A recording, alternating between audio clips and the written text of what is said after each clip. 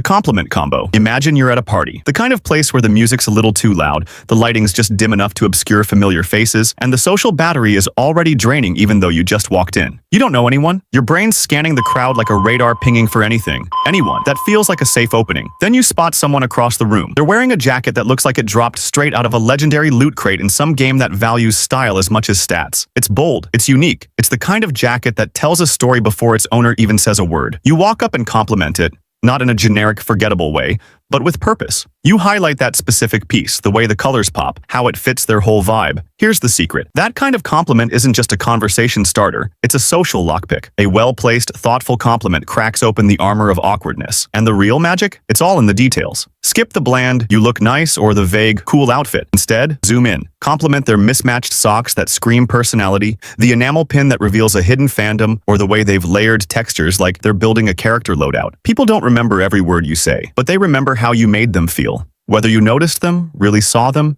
and gave them a moment to shine. That's what a great compliment does. It gives someone a split second of feeling known. The name drop resurrection. You're introduced to someone new. They tell you their name, you nod, maybe smile, acknowledge it politely, and then just like that, it's gone, lost to the abyss. Your brain deletes it with the same speed it clears browser history when it's trying to protect your dignity. It's not even personal. It just happens, over and over again. Here's the fix. It's deceptively simple and wildly effective. Use their name immediately. Find a natural moment to work it in. When they mention their hobby, their work, or something they're passionate about, speak their name like you're hanging a lantern on it, lighting it up in your memory palace. What this does, beyond helping you remember, is something deeper. It makes the other person feel like they've just been elevated, like they've moved from background extra to featured character. We're all wired to respond to our own name. It cuts through noise, activates our attention like a ping on a personal radar. And when someone uses your name genuinely, early in the conversation, it feels intentional, respectful, personal. But remember, balance is key. Use it naturally, sparingly. Too much and it starts to sound like a sales pitch. Just enough, and it tells someone, you're not just another face in the crowd. You matter enough for me to remember who you are.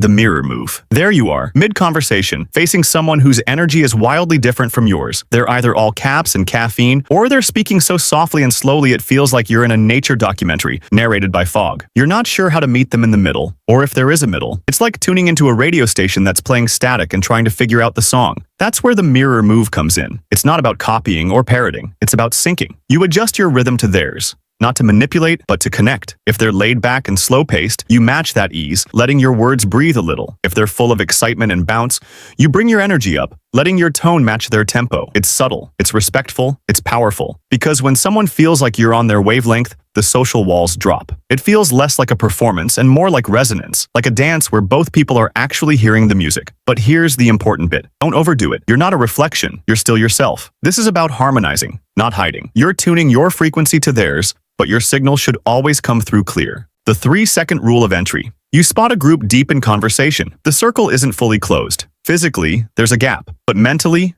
emotionally, it feels like walking into a movie halfway through. The doubt creeps in fast. Your brain kicks into overdrive, spinning a worst-case scenario reel like, what if they all turn and stare? What if they laugh? Here's where the 3-second rule becomes your social superpower. The moment you get that gut instinct, that little internal nudge to jump in, count down from 3, and then move. No negotiating. No letting the spiral start. 3, 2, 1, go. Confidence doesn't strike like lightning. It's not waiting for the right moment. It's a decision, a bold click on the mental join now button before your brain can load the hesitation. That 3-second window, that's your portal. If you wait longer, doubt walks in and takes over the controls. Trust the impulse. Push past the hesitation. The longer you stand outside the circle, the harder it gets. But when you step in, quickly, cleanly, confidently, you shift the narrative from outsider to participant, and suddenly, you're in the scene instead of watching from the edges. The echo hack. Someone tells you about a new hobby they've picked up, say, juggling. Your instinct might be to nod, say, cool, and move on. But that's a missed opportunity. Instead, zoom in. Pick one word, like juggling, and toss it back into the conversation with curiosity. Maybe ask what they juggle with. Pins, oranges, fire. That small echo,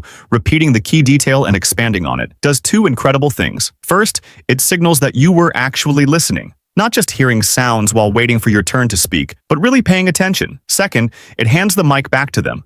with an invitation to go deeper into something they care about. It's not about hijacking the moment with your own story of that one time you juggled apples at summer camp. Not yet anyway. This isn't your scene to steal. It's theirs to explore. Think of it like throwing another log on their conversational fire, giving them room to expand, illuminate, and feel heard. Echoing with intent shows presence. And in a world of half-listening and distracted replies, that kind of presence is rare and powerful. The vulnerability vibe bomb. You're locked in the polite prison of small talk. The conversation has all the depth of a kiddie pool. You've already covered traffic, the weather, and how everyone's so busy lately. It's starting to feel like you're just pressing shuffle on a playlist of polite noise. Here's your secret weapon, the vulnerability vibe bomb. It's not about revealing your deepest wounds or trauma dumping over chips and dip. It's about cracking the surface, just a little, saying something real, human, unexpected, like, honestly, I wasn't sure I'd know anyone here, and I almost bailed. That one sentence shifts the whole atmosphere. It gives the other person permission to drop their own guard, even just a little. Maybe they felt the same. Maybe they're relieved someone else said what they were thinking. Vulnerability is connective tissue. It's what turns social interaction into bonding. Used wisely,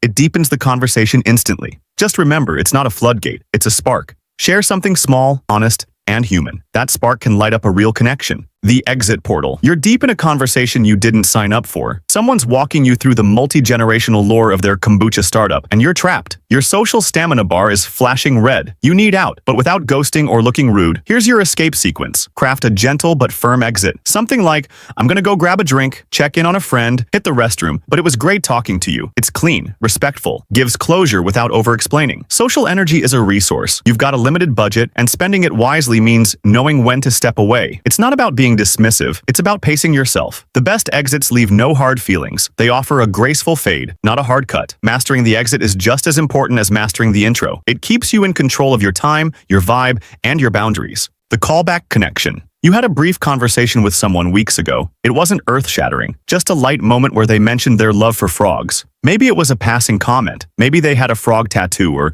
used a frog emoji in their handle. The kind of detail most people would forget. But today, you remember, and you send them a frog meme. No explanation, no fanfare. Just a simple callback, and it lands. Why? Because in that moment, you've done something most people don't. You remembered. You paid attention. You saved their tiny detail like it mattered. And now you've brought it back, like a secret handshake only the two of you know. Callbacks are conversational spells. They say, I heard you. I remembered. You left a mark. They're not about the frog. They're about the connection, the invisible thread that turns passing interactions into lasting impressions. Bonus hack. The curiosity catalyst. You're mid-convo, and things are starting to dip into autopilot. They're telling you about their job, their weekend, something vaguely interesting, but delivered with that polite, just keeping the social gears turning tone. Most people would nod, smile, let the topic drift into oblivion. But not you. You've got a secret weapon. Intentional curiosity. Here's the move. Listen for the thread that isn't being pulled. The part of their sentence that feels like a door they walked past but didn't open. Maybe they said they were working on something new, or that their weekend was kinda wild. That's your moment. That's the thread. Pull it. Gently, with interest. Ask, what was wild about it? Or, what kind of project? Not interrogating. Just opening the window a little wider. Curiosity, when genuine, is magnetic. It signals that you're not just passing time, you actually want to know more. And when someone feels like you're truly interested in their world, they light up, they drop the mask, the conversation deepens. The key is to be curious about them, not just the facts. Ask about the why, the how, the feeling behind the surface. What made them start? What surprised them? What's the best part? These questions don't just keep the talk going. They turn it into something meaningful. And the best part? You don't have to be the most interesting person in the room. Just be the most interested. That's how real conversations start, and how unforgettable ones happen.